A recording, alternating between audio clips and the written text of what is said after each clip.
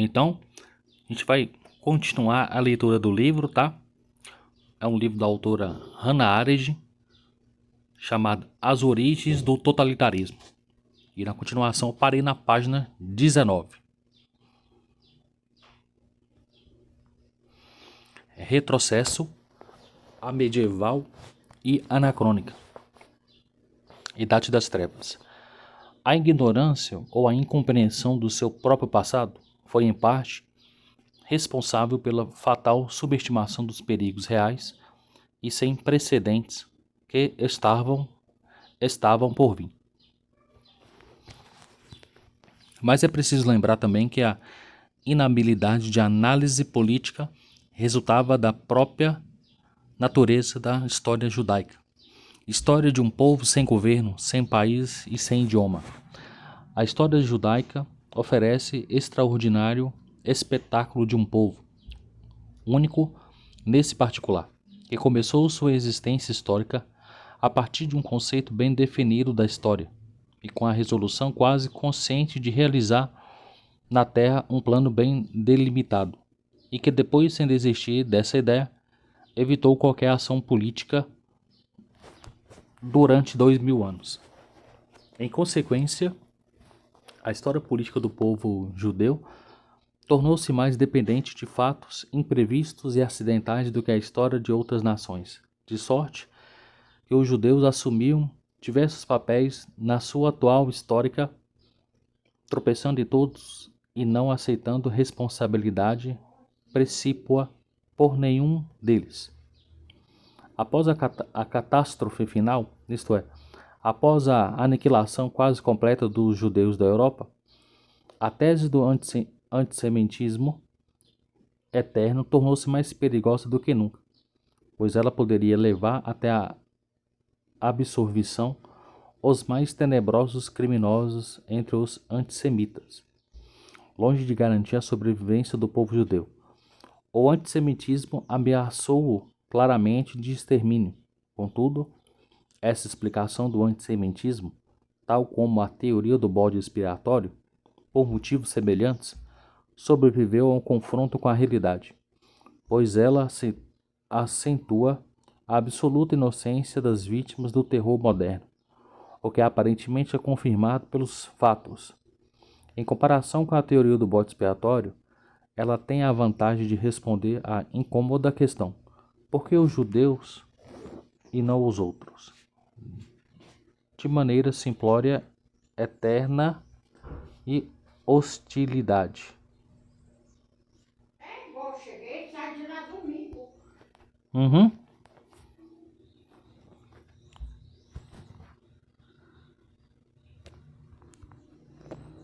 Acho que nós saímos de lá 3 horas. É deveras notável que as doutrinas que ao menos tentam explicar o significado político do movimento antissemita neguem qualquer responsabilidade específica da parte dos judeus e se recusem a discutir os assuntos nesses termos, ao implicitamente recusarem abordar o significado da conduta humana. Assemelham-se às modernas práticas e formas dos governos que, por meio do terror arbitrário, liquidam a própria possibilidade da ação humana. De certa forma, nos campos de extermínio nazista, os judeus eram assassinados de acordo com a explicação oferecida por essas doutrinas à razão do ódio, independentemente do que havia feito ou deixado de fazer, independentemente de vício ou virtude pessoais. Além disso, os próprios assassinos, apenas seguindo ordens e orgulhosos de sua desapaixonada eficiência, assemelham-se sinistramente aos instrumentos inocentes de um ciclo inumano e impessoal de eventos, exatamente como os considerava a doutrina do eterno antissemitismo. Esses denominadores comuns entre a teoria e a prática não indicam por si sós a verdade histórica, embora espelhem o caráter oportunista das opiniões popularmente propaladas, revelando e explicando por que elas são tão facilmente aceitáveis pela multidão. O historiador se interessa por elas, enquanto são parte da história que se tratam, e na medida em que se impõem no caminho de sua busca à verdade. Mas, sendo contemporâneo dos eventos, o historiador é tão sujeito a um poder persuasório dessas opiniões como qualquer outra pessoa. Para o historiador dos tempos modernos, é especialmente importante ter cuidado com as opiniões geralmente aceitas, que dizem explicar tendências históricas, porque durante o último século foram elaboradas innumerosas ideologias que pretendem ser as chaves da história, embora não passem de desesperados esforços de fugir à responsabilidade. Interessante isso aqui, ó. Para o historiador dos tempos modernos, é especialmente importante ter cuidado com as opiniões geralmente aceitas, que dizem explicar tendências históricas, porque durante o último século foram elaboradas innumerosas ideologias que pretendem ser as chaves da história, embora não passem de desesperados esforços de fugir da responsabilidade. Platão, em sua luta contra os sofistas, descobriu que a arte universal de encantar o espírito com argumentos nada tinha a ver com a verdade, mas só visava a conquista de opiniões, que são mutáveis por sua própria natureza e válidas somente na hora de acordo e enquanto dura o acordo. Descobriu também que a verdade ocupa uma posição muito instável no mundo, pois as opiniões, isto é, o que pode pensar a multidão, como escreveu, decorrem antes da persuasão do que da verdade. A diferença mais marcante entre os sofistas antigos e os modernos é simples. Os antigos se satisfaziam com a vitória passageira do argumento a custas da verdade, enquanto os modernos querem uma vitória mais duradoura, mesmo que às custas da realidade. Em outras palavras, aqueles destruíam a dignidade do pensamento humano, enquanto estes destroem a dignidade da ação humana. O filósofo preocupa-se com os manipuladores da lógica, enquanto o historiador vê obstáculos nos modernos manipuladores dos fatos, que destroem a própria história e sua inteligibilidade, colocada em perigo sempre que os fatos deixam de ser considerados parte integrante do mundo passado e presente, para serem indevidamente usados a fim de demonstrar esta ou aquela opinião. É certo que seria difícil encontrar o caminho no labirinto dos fatos desarticulados, que fossem abandonados às opiniões e rejeitada a tradição.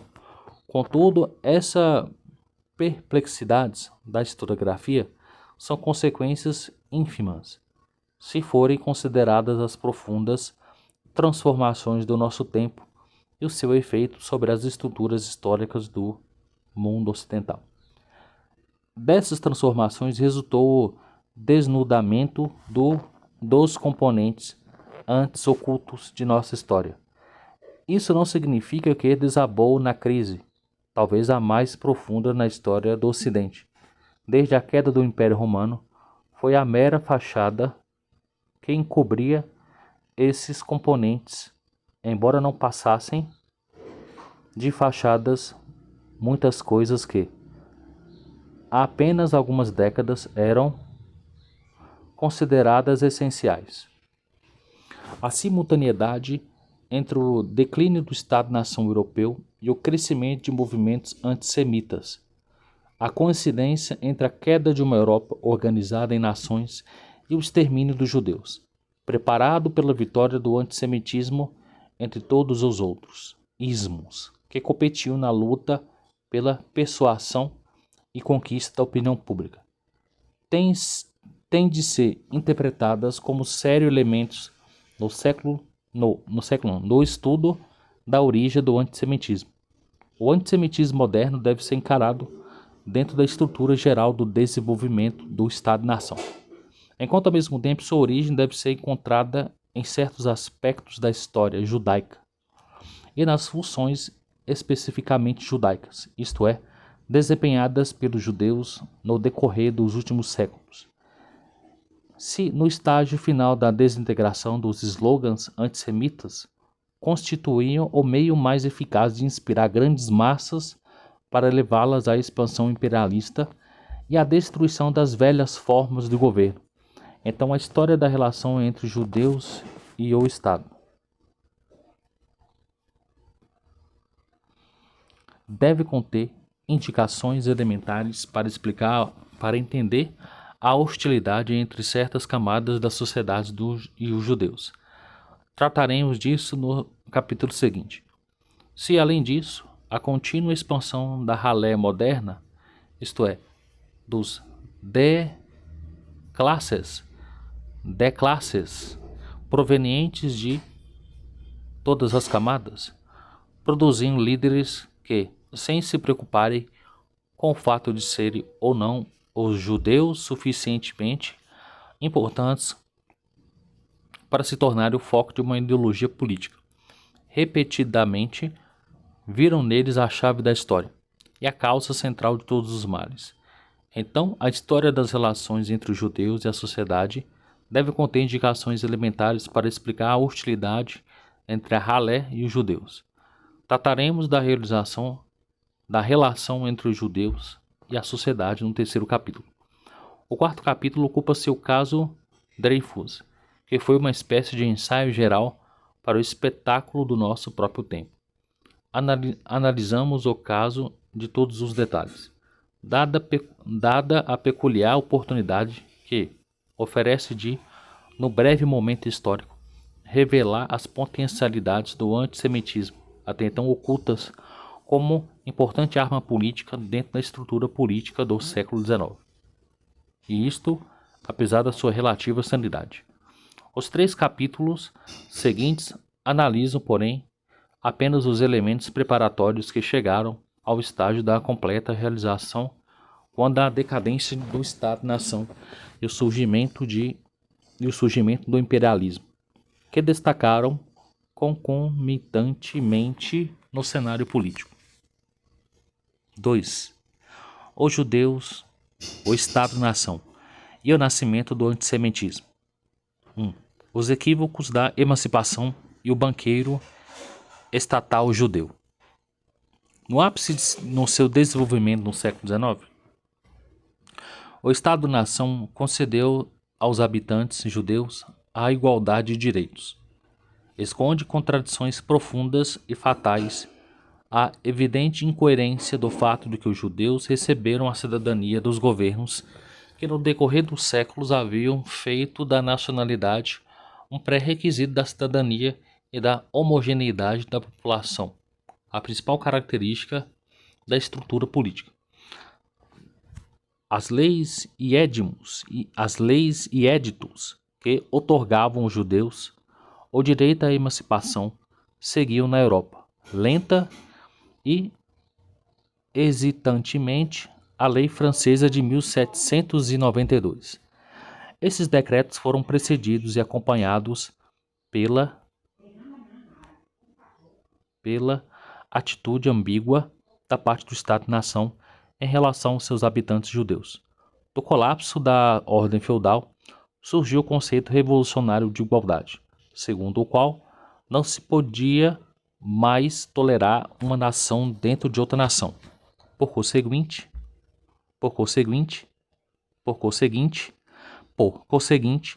as restrições e os privilégios dos judeus tinham de ser abolidos, juntamente com todos os outros direitos especiais. Contudo, essa expansão da igualdade dependia, em grande parte, do crescimento da força de uma máquina estatal independente que, sob forma de despotismo esclarecido ou de governo constitucional, superior às classes e aos partidos, pudessem, em esplêndido isolamento, funcionar, governar e representar os interesses da nação como um todo. Assim, quando, a partir do século XVII, a expansão econômica estatal aumenta a necessidade de crédito e o alargamento da esfera de influência econômica do Estado. Era natural que se recorresse ao auxílio dos judeus, velhos e experimentados, emprestadores de dinheiro com ligações com a nobreza europeia, a qual deviam muitas vezes proteção local, cujas finanças costumavam administrar, enquanto nenhum outro grupo entre as populações da Europa estavam dispostos a conceder crédito ao Estado, ou a participar ativamente da evolução dos negócios estatais. Era do interesse dos estados conceder aos judeus certos privilégios em troca e tratá-los como grupo à parte. De modo algum, o Estado podia consentir que os judeus fossem assimilados pelo resto da população. É interessante, ó, a causa de o nazismo perseguir os judeus, que não tem justificativa, né? Se a gente for olhar numa análise cristã, né? Que eles eram, na verdade, os grandes judeus, os grandes ricos, né?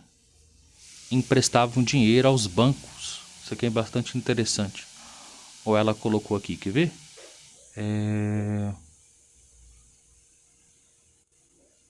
Vou explicar isso depois num mapa mental, fazendo um resumo geral desse livro. Eu vou anotar essas partes importantes, vou anotar.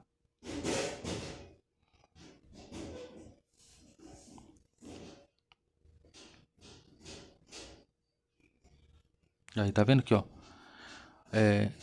No fim do século XVII, com a expansão econômica estatal, aumenta a necessidade de crédito e o alargamento da esfera de influência econômica do Estado. Era natural que se recorresse ao auxílio dos judeus, velhos e experimentados emprestadores de dinheiro. Eles emprestavam dinheiro. É um país, por exemplo, que precisava de crédito, né? Vamos assim dizer. Precisava de crédito. Ou seja, os judeus, né? Tinham influência econômica do Estado, né? Perante ali tinha uma ligação com a nobreza europeia, né? Então vamos lá. De modo algum, o Estado podia consentir que os judeus fossem assimilados pelo resto da população, ao qual lhe recusava crédito, negando-se a participar dos negócios do Estado e fomentá-los.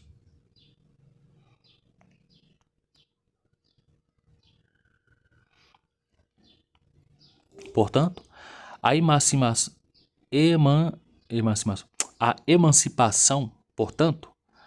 emancipação dos judeus, como lhes foi concedida pelo sistema de estados nacionais na Europa no século XIX, tinha dupla origem e o significado ambíguo.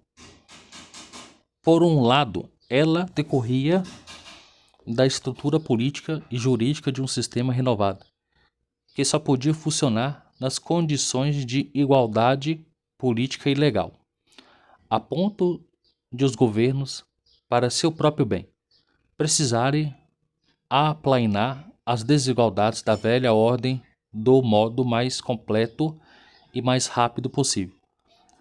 Por outro lado, a emancipação resultava claramente da gradual extensão de privilégios originalmente concedidos a apenas alguns indivíduos e depois a pequenas camadas de judeus ricos, e que passaram a ser ortogados a todos os judeus na Europa Central e Ocidental, para que atendesse às crescentes exigências dos negócios estatais, a que os limitados grupúsculos de judeus ricos não conseguiam mais fazer face sozinhos. Assim, a emancipação significava ao mesmo tempo igualdade e privilégios, a destruição da antiga autonomia comunitária judaica e a consciente preservação dos judeus como grupo separado na sociedade, a abolição de restrições e direitos especiais, e a extensão desses direitos a um grupo cada vez maior de indivíduos. A igualdade de condição para todos os cidadãos constituiu a premissa do novo corpo político, e, embora essa igualdade houvesse sido realmente posta em prática, pelo menos no tocante à privação das antigas classes governantes do privilégio de governar e das classes oprimidas do direito de serem protegidas. O processo coincidia com o nascimento de uma sociedade de classes, as quais novamente separavam os cidadãos econômica e socialmente de modo tão eficaz quanto o antigo regime. A igualdade de condição, como estendida pelos jacobinos na Revolução Francesa, só se tornou realidade na América do Norte. No continente europeu, foi substituída por uma simples igualdade perante a lei. A contradição fundamental entre o corpo político baseado na igualdade perante a lei e a sociedade baseada na desigualdade do sistema de classes impediu o desenvolvimento de sistemas eficazes e o nascimento de uma nova hierarquia política, a intransponível desigualdade da condição social. Esse nascimento dessa nova hierarquia política deve ser o neocolonialismo, a neocolonização, né? Pode ser. Então, para o historiador moderno, os direitos e liberdades concedidos aos judeus da corte durante os séculos XVII e XVIII podem parecer precursores da igualdade. Esses judeus podiam viver onde quisessem, tinham permissão de viajar livremente dentro do reino do seu soberano, podiam portar armas e contavam com a proteção especial das autoridades locais. Na verdade, esses judeus da corte, caracteristicamente chamado de Prússia, e eu não sei esse nome aqui, gozavam não apenas de melhores condições de vida que seus correligionários, ainda sujeitos a restrições quase medievais, mas viviam até melhor que os seus vizinhos não-judeus. Seu padrão de vida era muito mais alto do que a classe média da época, e seus privilégios, na maioria dos casos, superavam os que eram concedidos a outros mercadores. Essa condição não deixou de ser percebida por seus contemporâneos. Christian William Dohm, eminente advogado da emancipação judaica na Prússia no século XVIII, queixou-se da prática em vigor desde o tempo de Frederico Guilherme I, de conceder aos judeus ricos toda sorte de favores e apoio, muitas vezes a custas e a um descaso de cidadãos, diligentes e legais, isto é, não judeus, feitos memoráveis do meu tempo.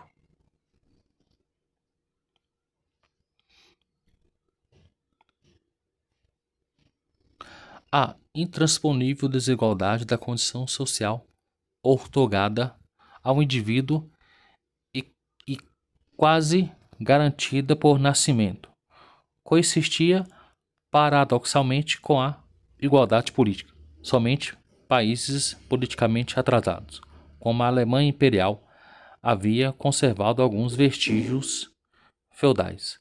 Lá, os membros da aristocracia que pouco a pouco adquiriam a consciência de serem uma classe, dispunham de condição política privilegiada e assim podiam conservar como grupo certa relação especial com o Estado. Mas travava-se apenas de vestígios do passado. O sistema de classes completamente desenvolvido e maduro define a condição do indivíduo por sua associação com uma determinada classe dentro do relacionamento dela com as outras, e não por sua posição pessoal no Estado. Os judeus constituíam a única exceção a essa regra geral. Não formavam uma classe nem pertenciam a qualquer das classes nos países em que viviam. Como grupo, não eram nem trabalhadores, nem gente da classe média, nem latifundiários, nem camponeses. Sua riqueza parecia fazer deles membros da classe média, mas não participavam do seu desenvolvimento capitalista, mas eram representados nas empresas industriais. E se, na última fase de sua história europeia, chegava a conduzir importantes empresas, dirigiam pessoal burocrático ou intelectual, e não o operariado. Em outras palavras, embora seu status fosse definido pelo fato de serem judeus, não era por suas relações com outras classes. A proteção especial que recebia do Estado, quer sob antiga forma de privilégios, quer sob forma de leis especiais de emancipação de que nenhum outro grupo necessitava e que, por muitas vezes, precisava de reforço legal ulterior por causa da hostilidade da sociedade e os serviços especiais que prestavam a governos impediam, ao mesmo tempo, que submergissem no sistema de classe e que se estabelecesse como classe. Assim, mesmo que ingressasse na sociedade, formavam um grupo bem definido que preservava a sua identidade mesmo dentro de uma das classes com as quais se relacionavam, foste esta aristocracia ou burguesia. Não há dúvida de que o interesse do Estado-nação no sentido de conservar os judeus como grupo especial e evitar que fossem assimilados pela sociedade de classe coincidia com o interesse dos judeus no sentido de sobreviverem como grupo. Também é mais do que provável que, sem essa coincidência, as tentativas dos governos teriam sido vãs. As fortes tendências de igualar todos os cidadãos por parte do Estado e de incorporar cada indivíduo numa classe por parte da sociedade implicavam claramente a completa assimilação dos judeus e só podiam ser frustradas por uma combinação de dois elementos: intervenção do governo e cooperação voluntária. Afinal, a política oficial em relação aos judeus não era sempre tão consistente e inflexível como poderiam pensar se apenas considerássemos os resultados finais.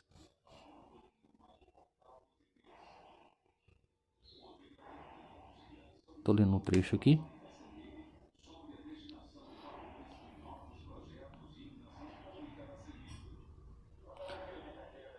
Jacob não sei o que, de uma discussão anterior do problema judaico, salientou que os judeus não pertenciam a nenhuma classe social e falou de uma, não sei o que isso aqui, interposição de classe, mas viu apenas as desvantagens dessa situação na Europa Oriental, não suas grandes vantagens nos países da Europa Ocidental e Central. Por exemplo, na Prússia de Frederico II, após a Guerra dos 7 Anos, fez-se um esforço para incorporar os judeus numa espécie de sistema mercantil. É realmente surpreendente ver com que uniformidade os judeus desprezaram as oportunidades de se engajar em empresas e negócios capitalistas normais. Mas, sem os interesses e as práticas dos governos, os judeus mal poderiam ter conservado sua identidade grupal. Em contraste, sem todos os outros grupos, os judeus eram definidos pelo sistema político e a sua posição era determinada por ele. Como, porém, esse sistema político carecia de base assentada na realidade social, eles se situavam socialmente falando no vácuo. Sua desigualdade social era bem diferente da desigualdade decorrente do sistema de classes. Novamente, ela resultava da relação com o Estado, de modo que na sociedade, o próprio fato de um indivíduo ter nascido judeu significava que ou era super privilegiado por receber proteção especial do governo ou subprivilegiado privado de certos direitos e oportunidades negados aos judeus para impedir a sua assimilação. Vou parar aqui, tá? Daqui a pouquinho eu continuo. Volto já.